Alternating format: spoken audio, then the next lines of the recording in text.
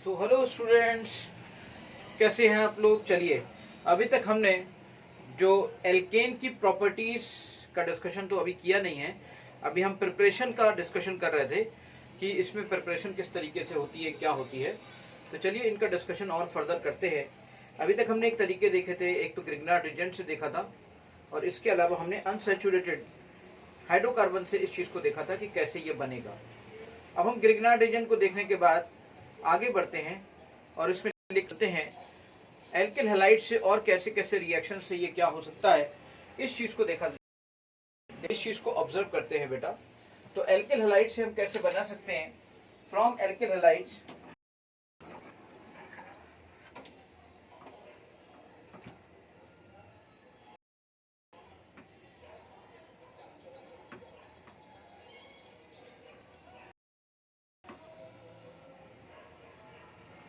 यानी आरएक्स से आपको बनाना है। तो एल्किल हैलाइड से बनाने के बहुत सारे तरीके आपको देखने को मिलेंगे। उनमें से एक बहुत ही कॉमन तरीका है Wurtz reaction.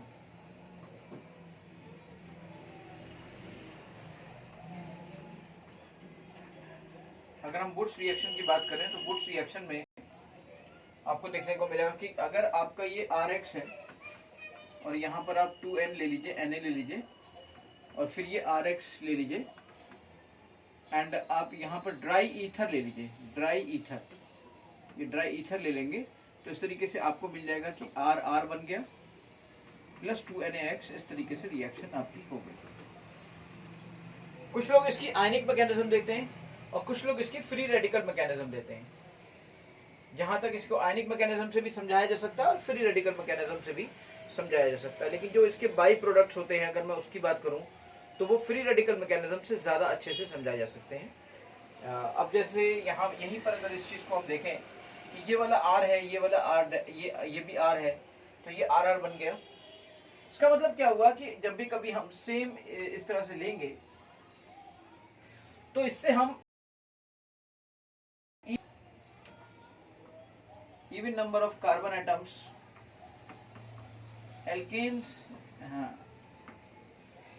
alkanes having even number of carbon atoms, ऐसे alkanes को बनाया जा सकता है। क्योंकि अब ये समझिए ना, जैसे मान लीजिए आपने यहाँ पर कार्बन का ले लिया तो 2 कार्बन का लेंगे आप तो क्या होगा 2 2 4, 4 इवन ही हुआ। अगर आप 1 कार्बन का लेंगे तो 1 1 2 तब भी इवन हुआ। अगर आप 3 कार्बन का लेंगे 3 3 6 तब भी इवन हुआ। तो सवाल इस बात का उठता है, फिर किसी ने कहा कि सर हम एक काम करें, हम एक काम ऐसा करते हैं कि इसको 1 कार्बन का ले लेते हैं और इसको 2 कार्बन का ले लेते हैं। किसी ने कहा कि सर हम इसको एक काम ऐसे कर लेते हैं कि इसको 2 कार्बन का ले लेते हैं, इसको 3 कार्बन का ले लेते हैं मान लीजिए, और इसको हम 2 कार्बन का ले लेते हैं या 1 कार्बन का ले लेते हैं। 2 कार्बन का ले लो भाई, चलो आप 2 कार्बन का लेना चाहते हो तो 2 कार्बन का आपने 1 को ले लिया और यहाँ पर आप इस प्रोसीजर को अपनाते हो और यहाँ पर ड्राई ईथर लेते हो। तो जब ये ड्राई ईथर लेते हो और ये तरीका अपनाते हो तो उसमें क्या होता है, इससे फायदा आपको क्या होता है, इससे फायदा आपको ये होता है कि इससे आपको ये मिलेगा, ये वाला मिलेगा, तो ये दोनों रेडिकल आपस में मिल जाएंगे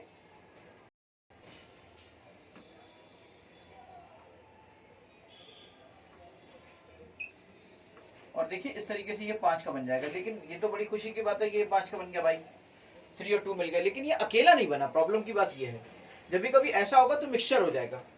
क्यों मिक्सचर हो जाएगा, क्योंकि अगर मैं इसको रेडिकल मैकेनिज्म से समझूं तो ये बात बहुत ही आसान हो जाएगी मेरे लिए। मान लीजिए इससे मुझे ये रेडिकल मिलेगा और इससे मुझे ये रेडिकल मिलेगा, तो ये रेडिकल आपस में मिल गए।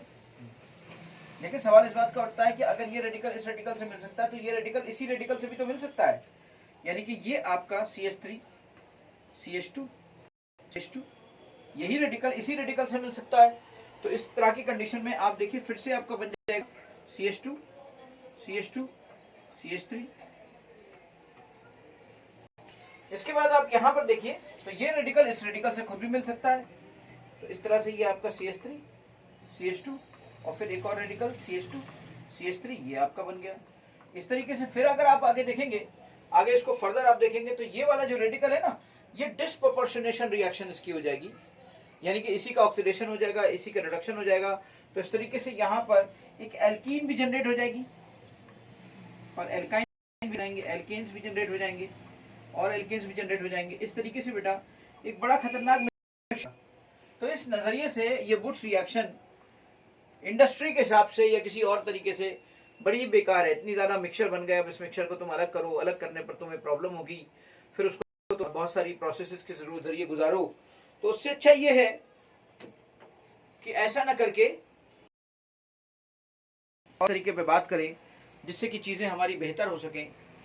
लेट्स सी कि हमारी इन चीजों को और कैसे बेहतर किया जा सकता है, how we can improve these all things.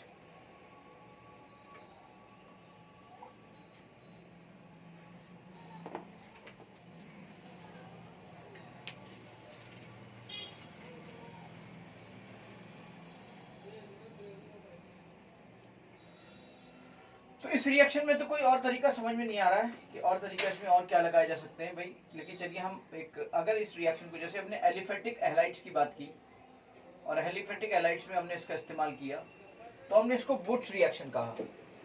अगर हम ये एलिफेटिक हैलाइड ना लेकर अगर हम एरोमेटिक हैलाइड ले लेते और तब इसी रिएक्शन को कराते, तो ये रिएक्शन हमारी फिटिक रिएक्शन कहलाती।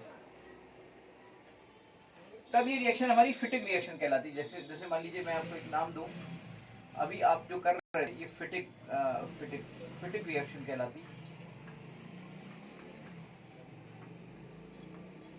अभी आप जो कर रहे थे वो ये कर रहे थे।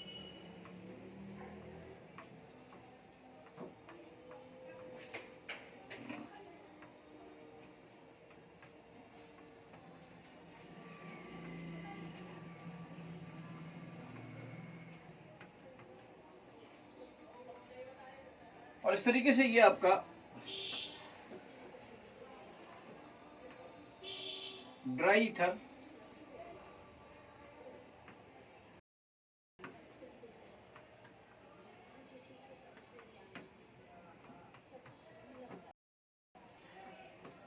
इस तरीके से ये आपका बन जाता।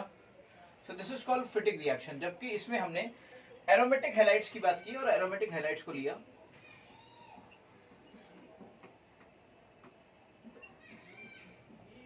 तो याद रखिएगा जब एरोमेटिक हैलाइड्स यूज किए जाते हैं तो इस सिचुएशन पे आपका this reaction is called फिटिक reaction. अब अगर हम एक एरोमेटिक लें और एक एलिफेटिक लें तो this is called Wurtz Fittig reaction. दोनों को मिला दिया हमने। ये एलिफेटिक की बात कर रहे थे, ये एरोमेटिक की बात कर रहे थे। अब हमने एक काम किया कि भाई एक काम करो, दोनों को मिला लो। एक हम एलिफेटिक हैलाइड ले लें और दूसरा हम एरोमेटिक हैलाइड ले लें। इस तरीके से दूसरा हम एरोमेटिक हैलाइड ले लें। ये हमने एक एरोमेटिक हैलाइड ले लिया, ये हमने एक एलिफेटिक हैलाइड ले लिया। अब इन दोनों को हम करें और वही फिर ड्राई ईथर और सब चीजें बन जाए। इस तरह से आपका जो यहां बनेगा वो आपको पता ही होगा क्या बनेगा। ये आपकी बेंजीन है और साथ में ये आर लग जाएगा, बाकी 2NX निकल जाएगा बेटा बाहर।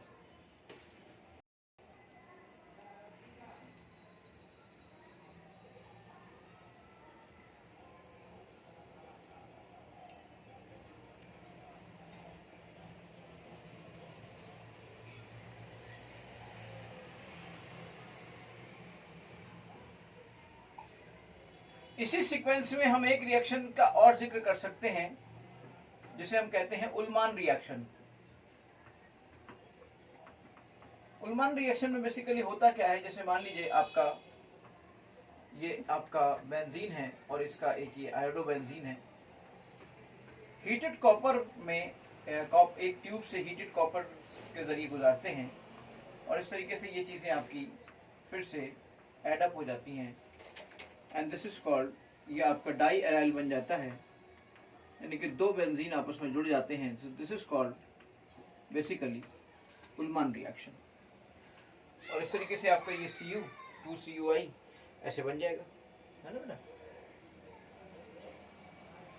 सो दिस इज कॉल्ड उल्मान। यानी कि अगर हमने यहाँ पर सोडियम ईथर ले लिया तो ये फिटिक रिएक्शन कहलाई, और अगर हमने कॉपर ले लिया तो ये हमारा उल्मान कहलाया। इतना बात का ध्यान रखना कि उल्मान कहलाया। और खासतौर से उल्मान में आयोडोबेंजीन को लेना प्रेफर करते हैं बेटा, ठीक है। अब हमने इस तरह की रिएक्शंस को हम कपलिंग रिएक्शंस कहते हैं, जो भी हमने अभी तक डिस्कस की। एवब reactions come in the category of coupling reactions. come in the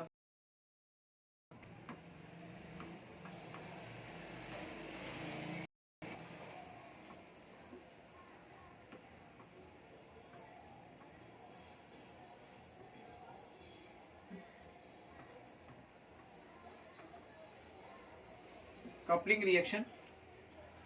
Above reaction come in the category of coupling reaction. Coupling reaction की कैटेगरी में आती हैं। अभी हम एल्किल हैलाइड से और बातें करते हैं फ्रॉम आरएक्स। चलिए आरएक्स का मैं रिडक्शन कराता हूं, reduction of alkyl halides. Reduction of alkyl halides का डिस्कशन हम लोग कर सकते हैं।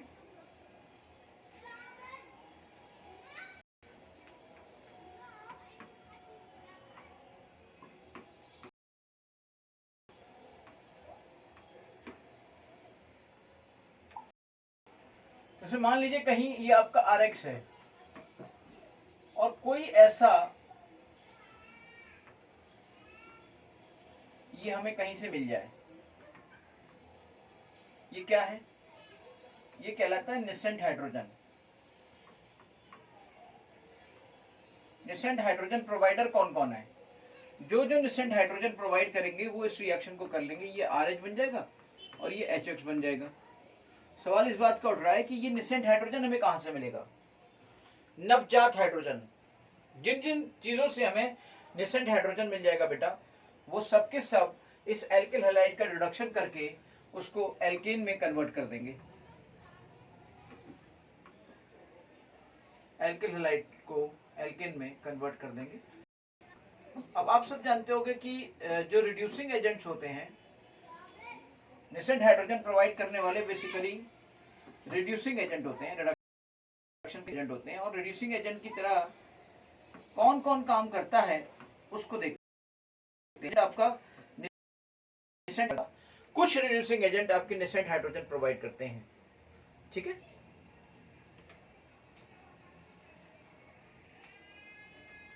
उनमें से एक अच्छा नाम है zinc copper couple. Zinc couple with ethanol.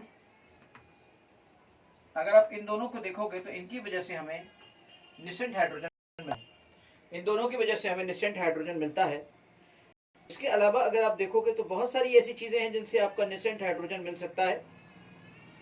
जैसे अगर आप बात करो जिंक की एसिटिक एसिड के साथ, तो इससे भी आपको निसेंट हाइड्रोजन मिल सकता है।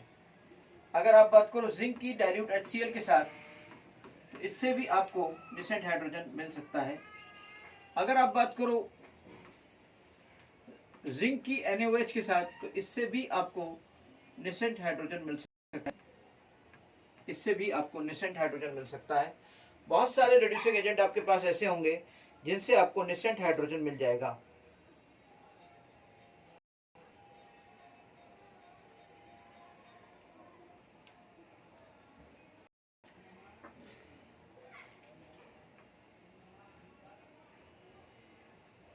इसी सीक्वेंस में अगर मैं और बात करूं तो मेरा रेड फास्फोरस भी ये काम कर सकता है, इसको रिड्यूस कर सकता है।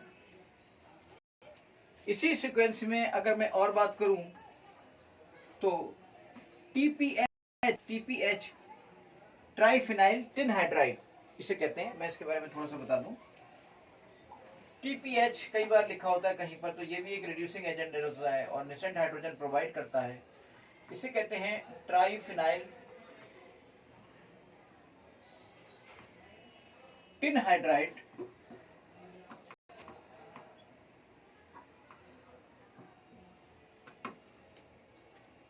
मतलब ट्राइफिनाइल ये हो गया, टिन एसन हाइड्राइड, तो ये होता है इसका फार्मूला। ये जो होता है ना, ये भी आपकी निसेंट हाइड्रोजन प्रोवाइड करता है। और एक जो भी निसेंट हाइड्रोजन प्रोवाइड करते हैं, याद रखिएगा, they are good reducing agent. They are good reducing agents. तो वो एक अच्छे रिड्यूसिंग एजेंट की तरह से काम करते हैं।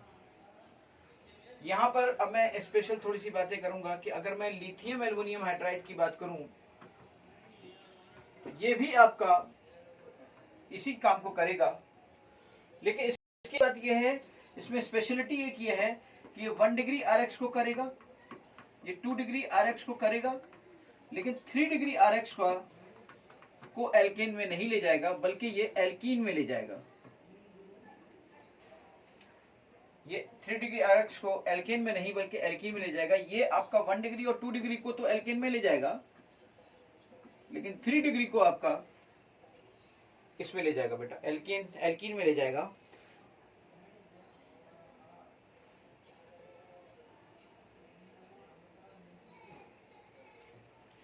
इसी में एक स्पेशल केस और जोड़ सकते हैं हम कि सोडियम बोरोहाइड्राइड,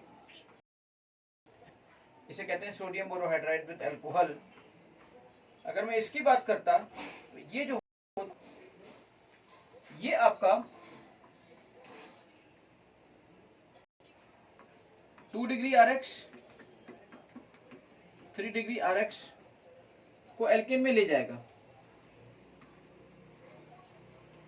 लेकिन ये 1 डिग्री RX को एल्कीन में नहीं ले जा पाएगा, रिड्यूस नहीं करेगा। तो ये बहुत सारी स्पेशल बातें हैं लिथियम एल्युमिनियम हाइड्राइड के बारे में और सोडियम बोरोहाइड्राइड के बारे में। ये तो इसका सॉल्वेंट है, इस सॉल्वेंट का इस्तेमाल किया गया। मैंने एक बहुत ही जबरदस्त चीज बता दी बेटा, ये जो रिड्यूसिंग एजेंट जितने भी लिखे हैं ना मैंने, वो एक जगह काम नहीं आता। निसेंट हाइड्रोजन केवल इसके लिए काम नहीं आएगा, एल्कोहल में, एल्डिहाइड में, एसिड में, हर जगह ये काम आएगा। याद रखिएगा, निसेंट हाइड्रोजन जो भी प्रोवाइड करेगा वो भयंकर रिड्यूसिंग एजेंट होगा, और भयंकर रिड्यूसिंग एजेंट होगा तो समझ लो क्या कर सकता है वो। कहीं पर H- होगा, कहीं पर, मतलब ये लोग रिड्यूसिंग एजेंट हैं, ये हर तरीके से रिड्यूस कर देंगे। कोई निसेंट हाइड्रोजन देकर कर देगा, कोई H- देकर करेगा, लेकिन H- निसेंट हाइड्रोजन में करेगा, इस तरीके से चीजें हो जाएंगी। पर ये काम आपका बहुत ही आसानी से बहुत अच्छा हो जाएगा। इतना समझता हूँ कि आप इस तरीके से बहुत अच्छे से चीजों को कर सकते हैं। एल्किल हैलाइड की ही इस कैटेगरी में हम एक बात और कर सकते हैं, फ्रैंकलैंड रिएक्शन का नाम ले सकते हैं। फ्रैंकलैंड रिएक्शन होती है, कोई भी नाम बचना नहीं चाहिए। फ्रैंकलैंड रिएक्शन होती है, और ये फ्रैंकलैंड रिएक्शन जो होती है ना, ये एल्किल हैलाइड के साथ, जिंक के साथ होती है। जिंक है आपका, और ये आपकी फ्रैंकलैंड रिएक्शन हो रही है। इस तरीके से ये आपका RR बन जाएगा, और ये ZnX2 ये बन जाएगा। तो बस इतना ही ध्यान रखिएगा, फ्रैंकलैंड रिएक्शन में जिंक का इस्तेमाल होता है, उलमान में कॉपर का इस्तेमाल होता है, फिटिंग में dry ether, sodium dry ether, boots fitting में सोडियम ड्राई ईथर, बुट्स में सोडियम ड्राई ईथर। बस इन बातों का यानी याद रखिएगा। ऑर्गेनिक को समझने के लिए आपके दिमाग में रिएजेंट की प्रैक्टिस और रिवीजन मस्ट है कि कौन सा रिएजेंट क्या करता है। बस रिएजेंट की सबसे बड़ी कला है कि जिसके दिमाग में, जिसकी चीजों में ये बात सेट हो गई और वो उसका इस्तेमाल करते करते होता है, तो ऐसे नहीं याद होता है, प्रैक्टिस से यूज होता है। प्रैक्टिस जितनी करोगे उतना ज्यादा आप इसको कर पाओगे। इसी एल्किल हैलाइड्स की रिएक्शन में इन सबसे ज्यादा महत्वपूर्ण एक रिएक्शन है जिसका नाम है कोरे हाउस सिंथेसिस। ये एक जबरदस्त रिएक्शन है, SN2 को फॉलो करती है। याद रखिएगा, इसमें आपका RX आप कोई ले लेते हो, RX लेने के बाद आप उसके साथ जो रिएक्शन में चीजें लेते हो वो होता है आपका, आप इससे चाहे तो कुछ भी बना सकते हो, आप किसी भी तरह की चीजों को कर सकते हो।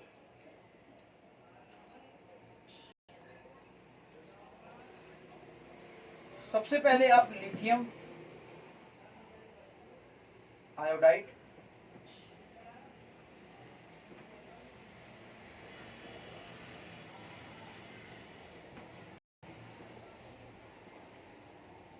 अब आप समझ सकते हो कि इसमें किस तरह की रिएक्शंस आपकी बन सकती हैं और किस तरीके की चीजें हो सकती हैं।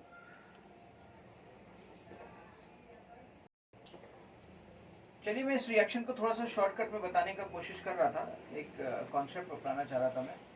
बहुत लंबी इसकी मैकेनिज्म है, तो उसमें ना जाकर अगर हम केवल इसकी बात करें कि जैसे कोई RX है, ठीक, अब RX में आपने लिथियम डाल दिया और कॉपर आयोडाइड डाल दिया, तो ये बन R2Cu allyl, dialkyl lithium cuprate, R2LiCu और इसके बाद इस पर आप डाल देते हो आर डैश एक्स डाल देते हो। तो याद रखिएगा ये जो आर डैश एक्स है ये आपका 1 डिग्री 2 डिग्री 3 डिग्री कुछ भी हो सकता है, लेकिन ये जो आपका है ये आपका नॉट 3 डिग्री, ये आपका 3 डिग्री नहीं हो सकता। ये जो आप पहले लोगे जिसका ये आप बना रहे हो ये आपका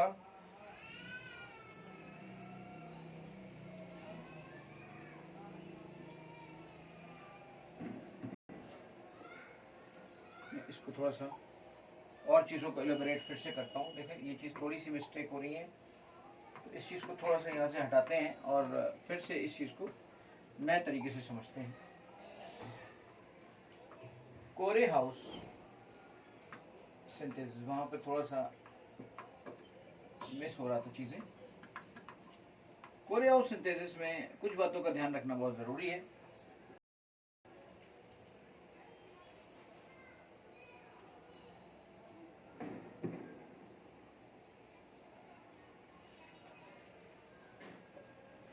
जैसे आपने सबसे पहले कोई RX लिया, अब RX लेने के बाद आप क्या ले रहे हो, आप ले रहे हो लिथियम और आप ले रहे हो कॉपर आयोडाइड। तो इससे आपका क्या बना, इससे आपका बना डाई अल्काइल लिथियम कुपरेट, ये बना। इसके बाद क्या हुआ, इसके बाद हुआ कि आपने एक R-X बनाया। इससे क्या होगा, इससे ये होगा कि ये R आपका R डैश बन जाएगा, R डैश बन जाएगा। इससे क्या होगा, इससे आपको इवन ऑड सिमेट्रिकल अनसिमेट्रिकल हर तरह की चीज मिल जाएगी। अच्छा, ये जो आपका है ना ये आपका 1 डिग्री 2 डिग्री 3 डिग्री कुछ भी हो सकता है बेटा, क्योंकि ये आपका यहाँ पर 1 डिग्री 2 डिग्री 3 डिग्री कुछ भी हो सकता है। लेकिन ये जो R-X है जिसको आप बाद में ले रहे थे, इसको आप बस 3 डिग्री मत लेना, नॉट 3 डिग्री। इसको बस इतनी रेस्ट्रिक्शन है इसकी, इतनी रेस्ट्रिक्शन है इसकी, क्योंकि ये एक्चुअली SN2 को फॉलो करता है ना, तो वहां पे बल्कीनेस की वजह से जो हमारा न्यूक्लियोफाइल होगा वो बहुत अच्छे से वर्क नहीं कर पाएगा अगर ये 3 डिग्री होगा तो, है ना। खैर, तो यहाँ पे मैं बात करता हूँ कि भाई अब मुझे कुछ भी बनाना हो, जैसे सपोज करो मैं यहाँ पर कुछ ले लेता हूँ, कोई बड़ा सा ले लेता हूँ CH3 CH2, और ये मैंने आपका ऐसे ले लिया, मान लीजिए ये मैंने 2 डिग्री देखिए आपका ले लिया, और इसके बाद मैंने यहाँ पर पहले स्टेप में लिथियम कॉपर आयोडाइड ले लिया और A बना दिया, और उसके बाद दूसरे स्टेप में मैंने कुछ ले लिया, मान लीजिए मैंने C2H5 ले लिया।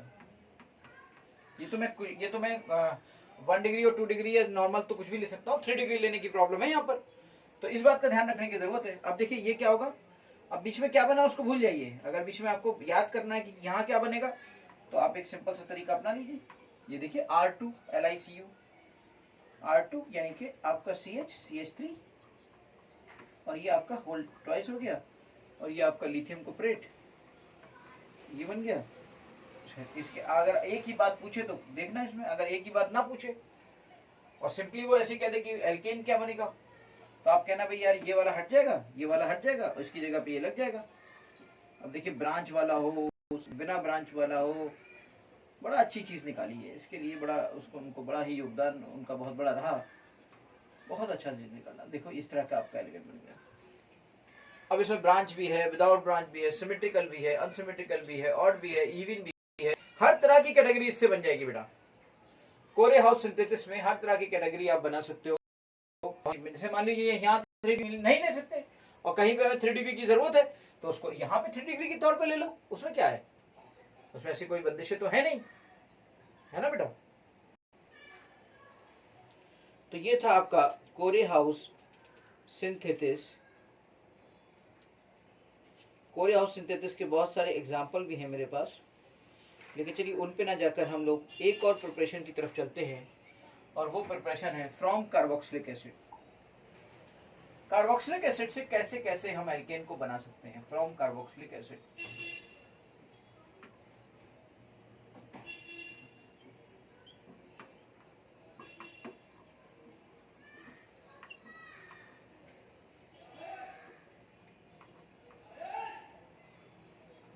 फ्रॉम कार्बोक्सिलिक एसिड से हम कैसे कैसे बना सकते हैं, इस चीज से हमें देखना। देखो कार्बोक्सिलिक से पहला तरीका तो डिकार्बोक्सिलेशन का होता है कि उसके आप CO निकाल दो, और उसका यूज आप करते हो सोडा लाइम। सोडा लाइम में क्या रेशियो होता है, NaOH और CaO का 3:1 का रेशियो होता है सोडा लाइम में। उसकी मौजूदगी में Na2CO3 निकल जाता है, जिससे कि डिऑक्सीडेशन हो जाता है और एल्केन बन जाती है। इससे आप मीथेन को नहीं बना सकते, एक तरीका ये हो सकता है। अब इसके अलावा और तरीका क्या हो सकता है कि आप एसिड का इस्तेमाल करते हुए और आप यहाँ पर तरीके अपनाओ। दूसरा तरीका हो सकता है कोलवे की इलेक्ट्रोलिटिक मेथड। कोलवे की इलेक्ट्रोलिसिस, जिसे हम अमली कोलवे की इलेक्ट्रोलिसिस कहते हैं, जहां पर हम एसिड नहीं बल्कि एसिड के सॉल्ट का यूज करते हैं और उसकी मदद से चीजों को बनाते हैं। तो पहले हम कार्बोक्सिलिक एसिड से चीजों को बना रहे हैं, और उनमें से पहला तरीका है डीकार्बोक्सिलेशन।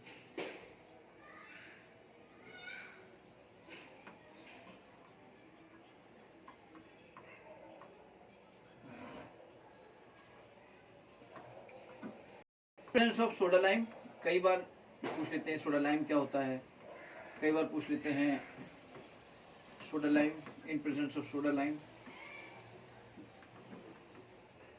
इसको कहा जाता है NaOH प्लस CaO।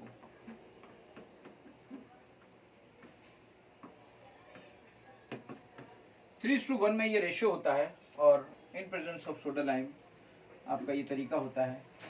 अब आप इसमें डिकार्बोक्सिलेशन का तरीका इस्तेमाल करते हो। जैसे मान लो आपने RCOOH किया और यहाँ पर आपने सोडा लाइम लगा दिया,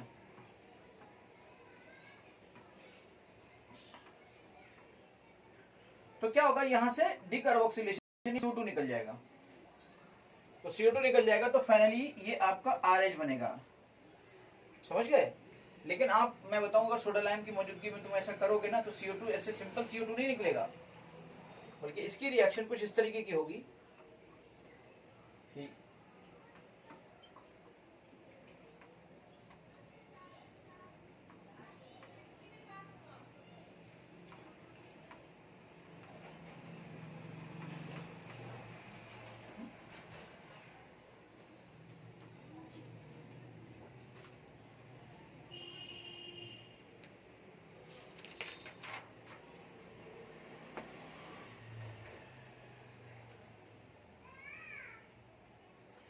डिकार्बोक्सिलेशन क्यों हुआ, क्योंकि CO2 निकला, वो तो NaOH के साथ डिसॉल्व होकर फिर ये Na2CO3 बना लेता है, वो अलग चीज है ना।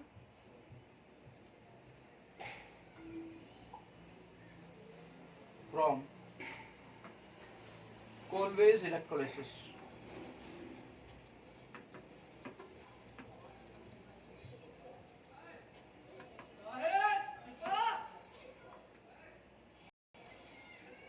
अगर मैं यहाँ पे बात करता कि कोलवे की इलेक्ट्रोलिसिस से क्या होता है, तो आपको सीखने को मिलेगा कि कोलवे की इलेक्ट्रोलिसिस में हम एक्वस सॉल्यूशन लेंगे सोडियम या potassium salt of fatty acid का।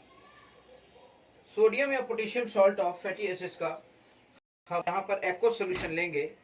जैसे मान लीजिए ये आपका एसिड है, और ये आप इस एसिड का एक्वस सॉल्यूशन आप ले रहे हो उसके सॉल्ट का, तो सॉल्ट का यानी सोडियम सॉल्ट हो या पोटेशियम सॉल्ट हो तो RCOK हो जाएगा। अगर सोडियम सॉल्ट होगा तो RCONA हो जाएगा। इसका हमने एक्वस सॉल्यूशन लिया है। मान लीजिए हमने एक्वस सॉल्यूशन लिया, एक्वस सॉल्यूशन लिया।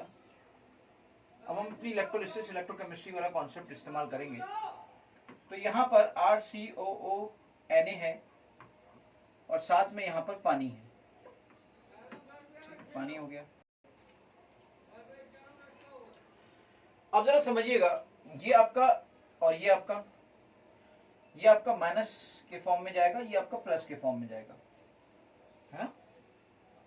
अब माइनस वाला कहाँ जाएगा, माइनस वाला जाएगा एनोड पर, और प्लस वाला कहाँ जाएगा, प्लस वाला जाएगा कैथोड पर। प्लस वाला कैथोड पे गया, कैथोड पे होना है रिडक्शन, कैथोड पे होता है रिडक्शन, और एनोड पे होना है ऑक्सीडेशन, तो एनोड पे होगा ऑक्सीडेशन। अब अगर कैथोड पे रिडक्शन होगा तो यहाँ पे सोडियम भी पहुंचा हुआ है और यहाँ आपका मौजूद है वाटर, तो वाटर से आपको H+ और OH- तो इतनी जल्दी मिलता नहीं है ना। खैर पहले हम इसकी बात करते हैं, जब ये हमारा RCOO माइनस पहुंचेगा यहाँ पर, तो क्या करेगा बेसिकली ये बेसिकली से 2 मोल ले लें तो ये बेसिकली रिड्यूस ऑक्सीडाइज होगा। ऑक्सीडाइज होने का मतलब क्या होता है? ऑक्सीडाइज होने का मतलब होता है इलेक्ट्रॉन का देना, इलेक्ट्रॉन को देना। इलेक्ट्रॉन अगर आपने दिए तो ये आपका क्या बनेगा? तो ये जाएगा 2R COO प्लस 2 इलेक्ट्रॉन, इस तरीके से ये बन जाएगा। ये आपका ऐसे बन जाएगा 2R plus CO plus 2 electron. जब ये ऐसे टूटेगा ना तो ये 2R रेडिकल ऐसे आ जाएगा और ये 2CO2 अलग हो जाएगा। इस तरीके से हमारा CO2 मिला और 2R मिले, और अगर 2R मिल गए तो ये R और R आपस में मिलकर R बना लेंगे। इसका मतलब हमारे एनोड पर तो R मिल रहा है, इसका मतलब हमारे एनोड पर तो R मिल रहा है, क्या हुआ? और दूसरा हमारा CO2 मिल रहा है।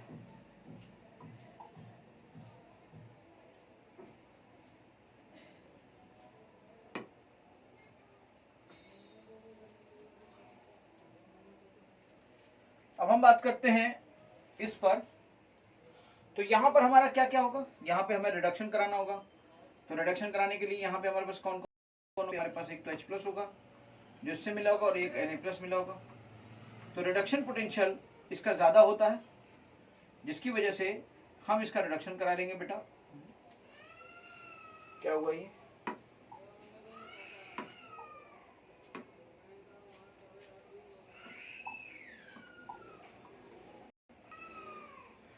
ये थोड़ा सा टेक्स्ट वो हो गया था, टेक्स्ट हो गया था, तो टेक्स्ट होने की वजह से ऐसा हो जाता है।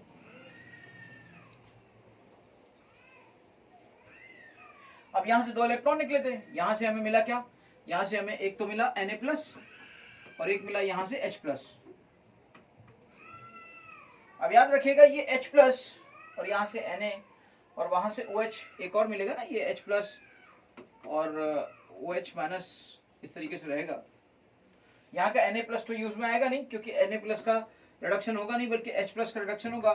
तो H प्लस का जब रिडक्शन होगा तो इस तरीके से बेटा ये 2 इलेक्ट्रॉन ले लेगा और ये हाइड्रोजन बन जाएगा, और ये Na प्लस और OH माइनस दोनों मिलकर सोल्यूशन के अंदर मौजूद रहेंगे।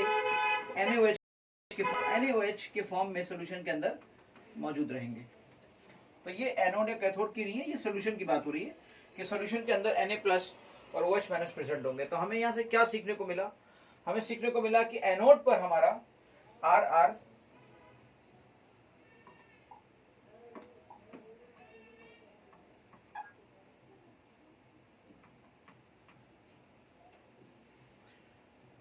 मिल गया, और कैथोड पर ये थोड़ा सा डिस्टर्बेंस हो गया ना, इससे इसके लिखने टेक्स्ट के उससे डिस्टर्बेंस हो गया। तो एनोड पे हमें मिला क्या? एनोड पे हमें मिला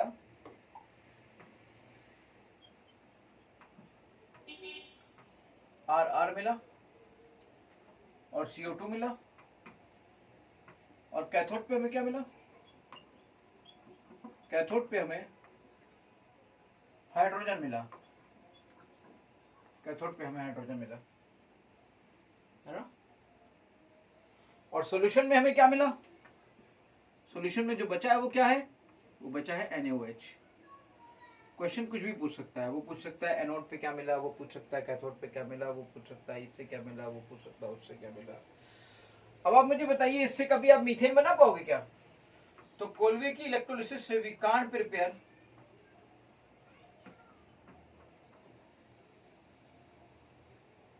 मीथेन।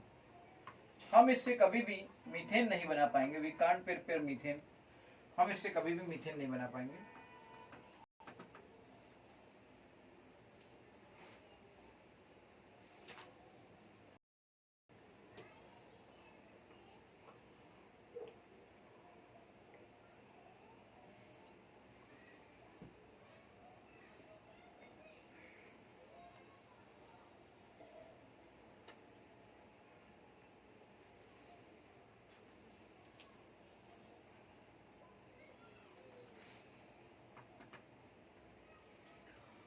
मान लीजिए हम डाई कार्बोक्सिलिक एसिड कोई ले लें और उसका सॉल्ट ले लें, तो उस कंडीशन पे क्या होगा, तो ध्यान से देखिएगा।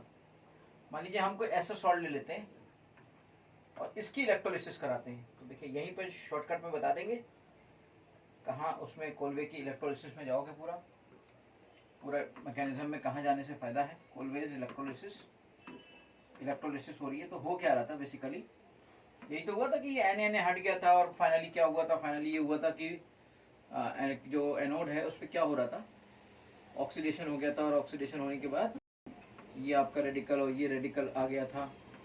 ये पूरी मैकेनिज्म नहीं बता रहा हूँ, छोटा सा हिंट दे रहा हूँ उसका। फिर ये आपका CO2 यहाँ से निकल गया था, यहाँ से CO2 निकल गया था, ये आपका जो ये बॉन्ड है और साथ में ये आपका सिंगल इलेक्ट्रॉन यहाँ पर आ गया। दोनों ये पॉइंट है, दोनों रेडिकल पॉइंट है। अगर इन दोनों रेडिकल पॉइंट को आप देंगे ना, तो ये आपकी एक बॉन्ड और क्रिएट हो जाएगा और इस तरीके से ये एल्कीन बन जाएगी बेटा। हम यहाँ पे बात कर रहे थे एल्केन की, इसलिए यहाँ पे कोई जिक्र नहीं कर रहा है उस चीज का कि ऐसा क्यों हो रहा है और क्यों हो रहा है, कैसे हो रहा है, लेकिन ऐसा हो जाएगा, ठीक है।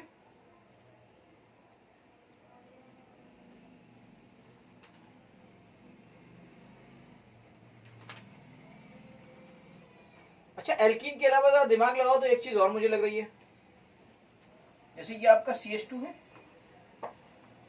ये आपका CH2 है और दूसरी तरफ एक और इसी तरीके का रेडिकल और भी तो जुड़ सकता है। तो ये दोनों अगर ऐसे से बॉन्ड बनाने ऐसे से, तब तो ये आपका साइक्लोब्यूटेन हो जाएगा भाई, तब तो साइक्लोब्यूटेन हो जाएगा। ये आपका साइक्लोब्यूटेन भी बन सकता है, कमाल हो गया, बहुत अच्छा। इसी तरीके से आप अगर यहाँ पर डबल बॉन्ड की जगह, मतलब जैसे मैंने डाई कार्बोक्सिलिक एसिड का लिया, अब आप यहाँ पे एक काम करो, यहाँ पर क्या करो, एक बॉन्ड और ले लो और उसका एसिड ले लो, तो जब बॉन्ड और ले लोगे तो एक और बॉन्ड नहीं बढ़ जाएगा, यानी उससे एल्कीन आपको मिल जाएगी। तो कहने का मेरा मतलब हुआ कि एल्कीन भी आपको यहाँ से मिली गई है, फिर एल्काइन भी मिल सकती है। जैसे अगर मान लीजिए मैं इसी वाले सॉल्ट को इस तरीके से ना लेकर इस तरीके से ले लूं, मान लीजिए मेरे पास ऐसा कोई वो होता एसिड होता और ये मेरा CONA होता और ये मेरा CONA होता, ये CONA होता और ये ऐसे होता,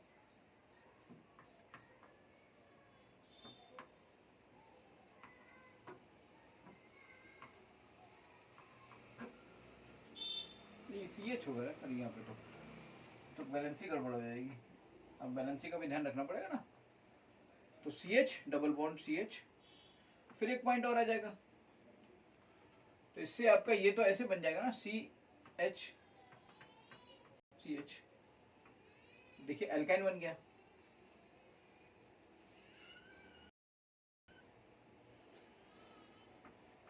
ये थी आपकी कोलवे की इलेक्ट्रोलिसिस। अब इस कोलवे की इलेक्ट्रोलिसिस के अलावा एल्केन बनाने के और तरीके क्या हो सकते हैं, तो रिडक्शन ऑफ कार्बोनिल कंपाउंड्स।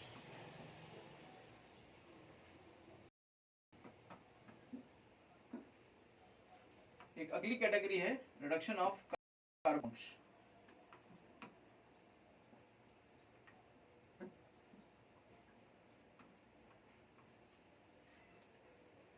पहला हो सकता है आपका क्लेमेंशन रिडक्शन, ये बहुत ही कॉमन है, बहुत ही ज्यादा इस्तेमाल होता है क्लेमेंशन रिडक्शन। और दूसरा हो सकता है आपका वॉल्फ क्रिस्टल रिडक्शन। चलिए मैं पहले इसी की बात करता हूं कि अगर कहीं भी बीच में CO ग्रुप आ जाए, मान लीजिए किसी भी कंपाउंड के बीच में CO ग्रुप आ जाए, तो किस में आएगा, एल्डिहाइड या कीटोन में आएगा, उन्हीं को हम कार्बोनिल कंपाउंड्स कहते हैं। तो एल्डिहाइड या कीटोन में कहीं भी आ जाए तो जिंक अमलगम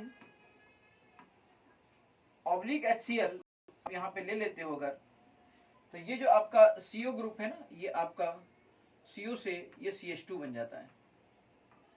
तो इस तरीके से ये आपका जो कार्बोनिल ग्रुप, कार्बोनिल कंपाउंड है, भाई किसी न किसी एल्डिहाइड या किसी कीटोन में ही होगा ये, और ये आपका सीधे एल्केन में कन्वर्ट हो जाता है।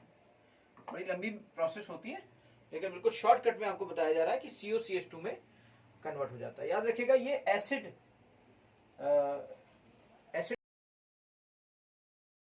यहाँ पर कोई आप ऐसा ना हो कि यहाँ पर कोई बेस सेंसिटिव कोई ग्रुप ना लगा हो। बेस सेंसिटिव ग्रुप अगर लगा होगा, यानी बेसिक ग्रुप कोई लगा होगा, तो एसिड का जो प्रभाव होगा ना, एसिड का प्रभाव उस तरफ चला जाएगा और रिएक्शन को वो डिस्टर्ब करेगा। तो क्या मतलब हुआ, यहाँ पर कोई बेसिक ग्रुप नहीं लगे, एसिड का इफेक्ट बेस, क्योंकि एसिड तुरंत बेस की तरफ भागेगा ना। तो एक कंडीशन है यहाँ पर कि carbonyl compound should not have basic group. Basic group उनके पास नहीं होना चाहिए, कोई बेस उनके पास नहीं होना चाहिए। वहीं पर अगर हम वॉल्फ किश्नर की बात करें, जैसे कि ये एसिडिक मीडियम में हो रहा था ना, तो जो वॉल्फ किश्नर है वो आपका बेसिक मीडियम में होता है।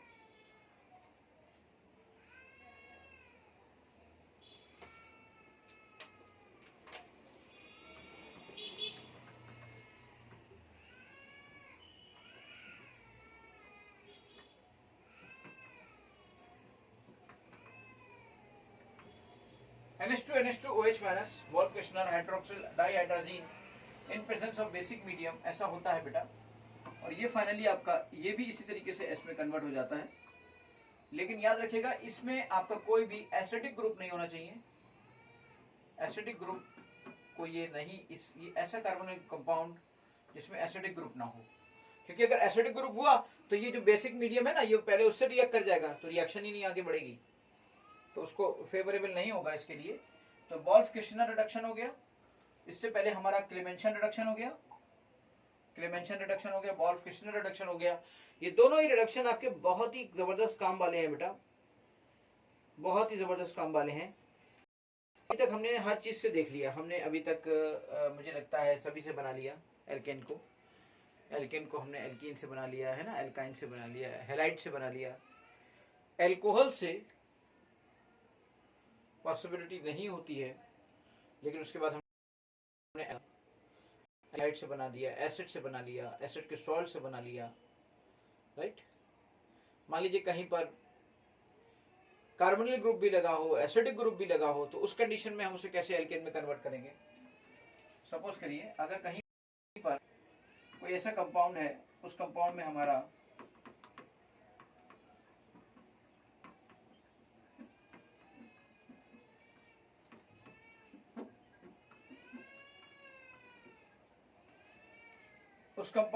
अगर ये लगा हो, तो और ये रेड फास्फोरस प्लस HI,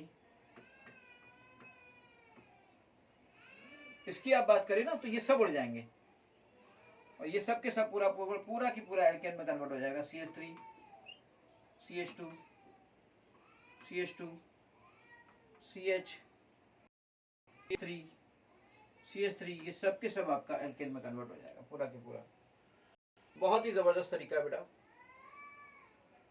अगर कहीं पर मान लीजिए कार्बोनिल ग्रुप है और थायोकीटल बनाकर मोजिंगो रिएक्शन की बात करें हम, तो एक तरीका और हो सकता है, कहीं कोई कार्बोनिल ग्रुप हो और उसमें हम मोजिंगो रिएक्शन को कराएं, तब भी हम इसको प्रिपेयर कर सकते हैं।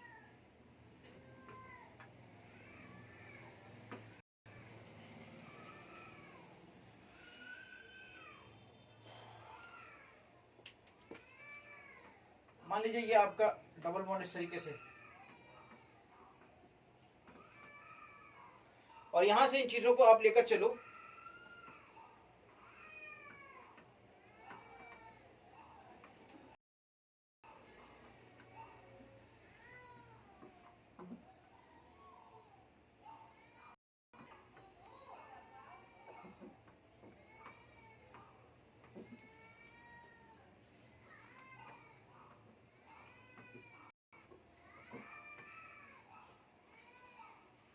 ये कहलाती है मोजिंगो।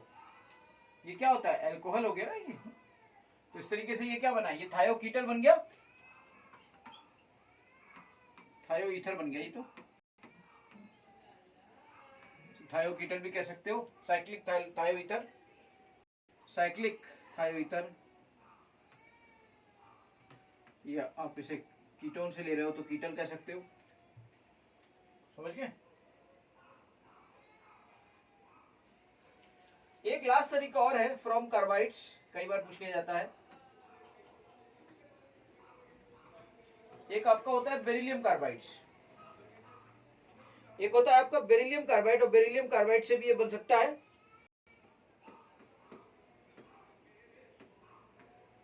बेरिलियम कार्बाइड, और इस तरीके से बेरिलियम कार्बाइड से ये आपका बन सकता है।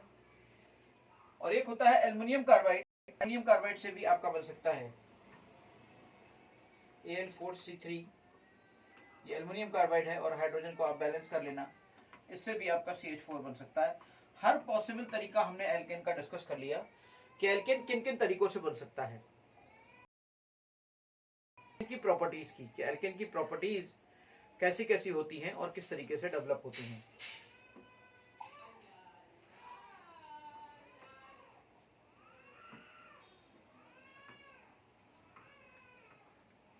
एक हो गई आपकी physical property,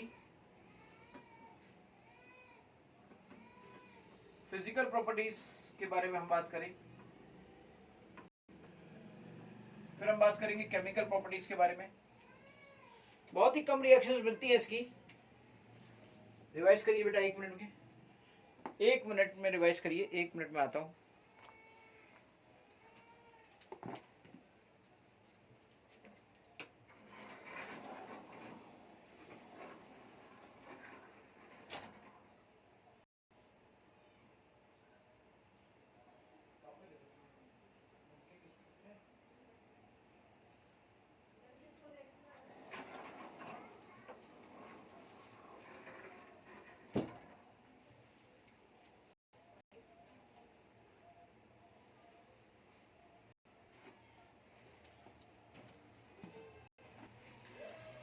if I am talking about physical properties, तो फिजिकल प्रॉपर्टीज में हम किन बातों का डिस्कशन करते हैं?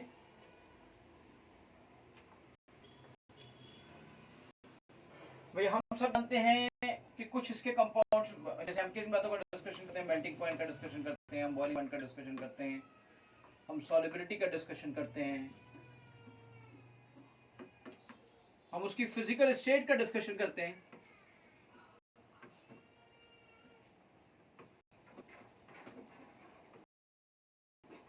हम उसकी फिजिकल स्टेट का डिस्कशन करते हैं कि कब वो गैसेस में रहते हैं, कब वो सॉलिड में रहते हैं, कब वो किस तरीके से रहते हैं। तो मेल्टिंग पॉइंट है, बॉइलिंग पॉइंट है, सॉलिबिलिटी है, उनकी फिजिकल स्टेट है। तो आपको मैं बताऊं कि जो C1 से अगर आप 1 नंबर के कार्बन से 4 नंबर के कार्बन की बात करें, तो ये सब के सब आपकी गैसेस होती हैं, ये सब के सब आपकी गैसेस होती हैं। अगर आप C5 से C17 की बात करें तो ये लिक्विड्स होते हैं।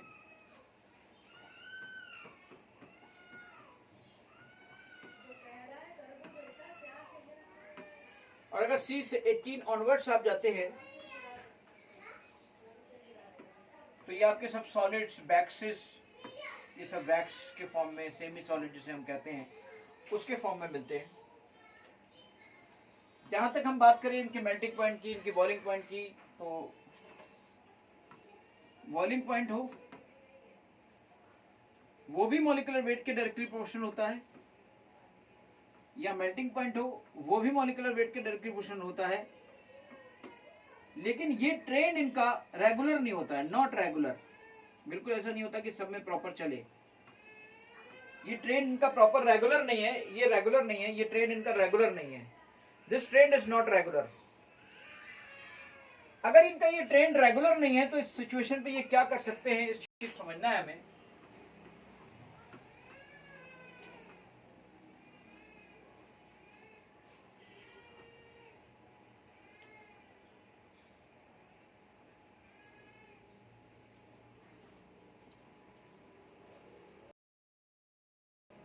जैसे मान लीजिए आप सबसे पहले बॉइलिंग पॉइंट की ही बात कर लीजिए। अब बॉइलिंग पॉइंट में अगर आप पेंटेन की बात करें तो पेंटेन में मॉलिक्यूलर वेट तो सभी का बराबर ही है भाई, C5H12 होता है। तो मॉलिक्यूलर वेट ऑब्वियसली ये आपका 12 × 5 + 12 यानी 72 ये आ गया। लेकिन उस सिचुएशन पर अगर आप ध्यान से देखो, एन पेंटेन की बात मैं करूं,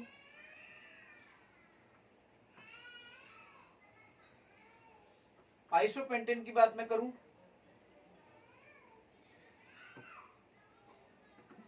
न्यू पेंटेन की मैं बात करूं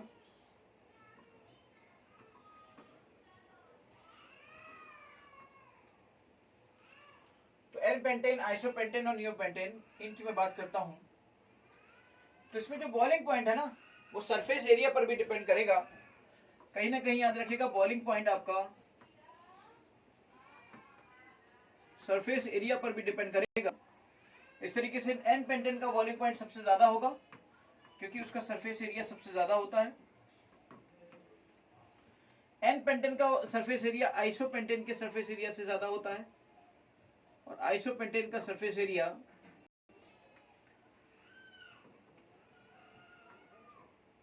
पेन भी डिस्चार्ज हो गया है, न्यू पेंटेन के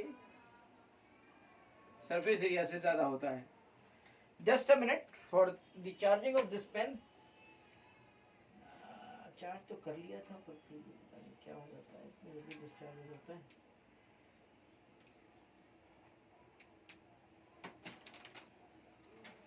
रिवीजन करिए बेटा, तब तक आप अपना रिवीजन करिए।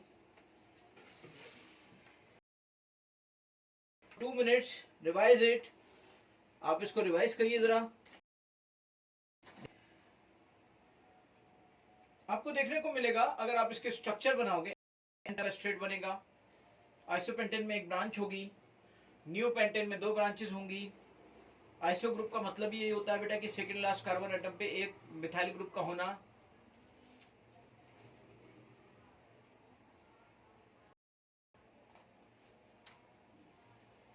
और इसके अलावा न्यू मतलब होता है एक कार्बन पर 2, सेकेंड लास्ट कार्बन पर 2 मिथाइल ग्रुप का होना।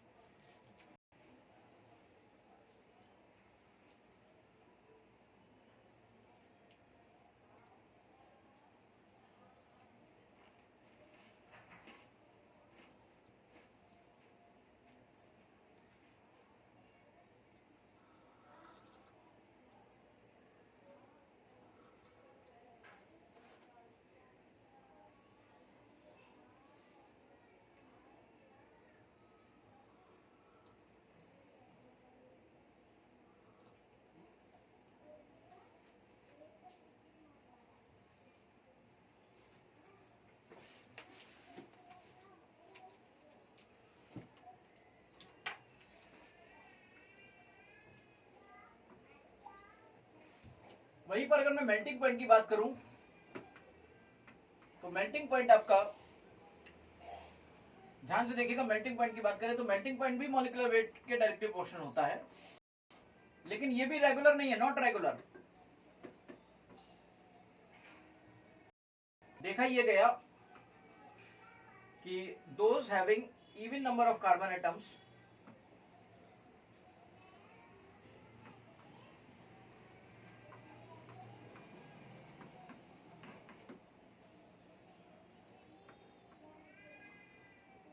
have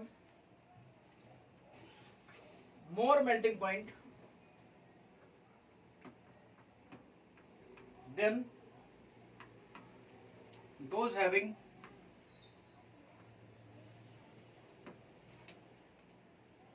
odd number of carbon atom.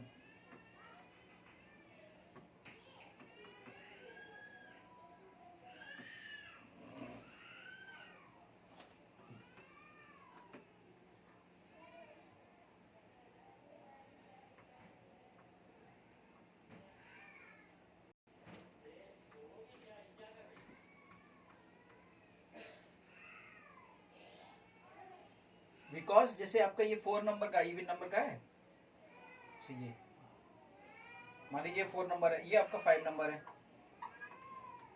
तो ये ज्यादा फिट हो गया, लैटिस में ज्यादा फिट है, fit in lattice, fit in lattice, ये ज्यादा लैटिस में फिट होता है एक तरीके से अगर देखा जाए, जैसे सेट हो जाएगा। ये एक कॉर्नर बाहर निकला रहा है इसका, एक तरीका बनाया गया है, लेकिन इस इफेक्ट को हम क्या कहते हैं, कई बार कोई पूछ ले कि व्हाई दिस इज,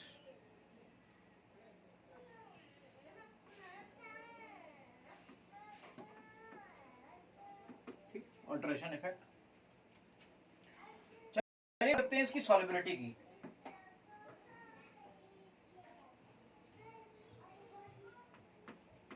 सॉल्युबिलिटी में बेसिकली होगा क्या,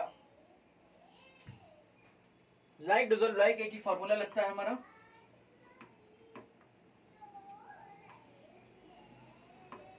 like dissolve like. Like dissolve like का मतलब क्या हुआ कि अगर जैसे आपके ये हमारे जो एल्केन होते हैं ये नॉन पोलर होते हैं, तो इसका मतलब ये जो एल्केन्स होंगे they will easily dissolve in non polar solvent.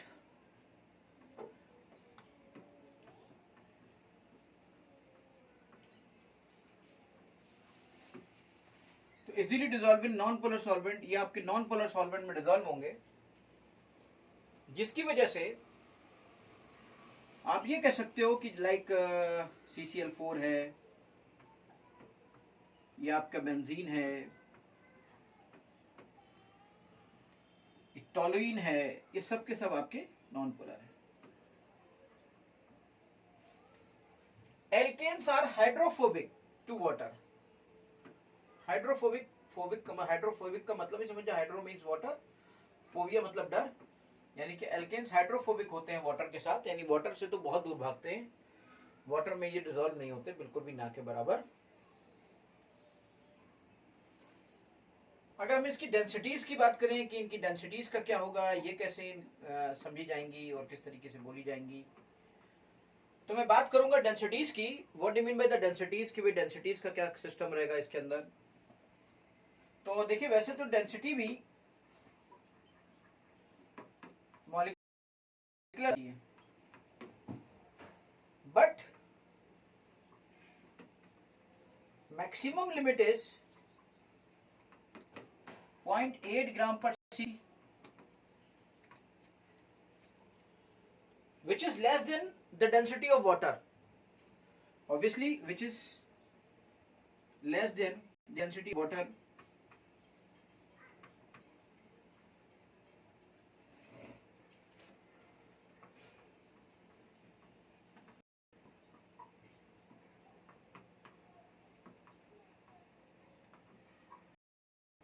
Which is less than density of water.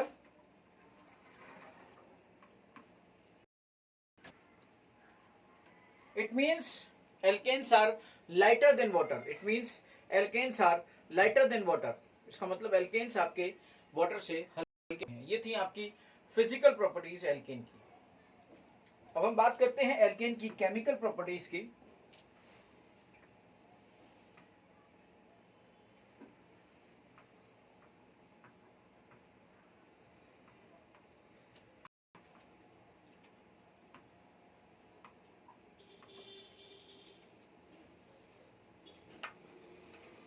Alkanes are saturated hydrocarbons. आप सब जानते हो कि एल्केन्स आर सैचुरेटेड हाइड्रोकार्बन्स।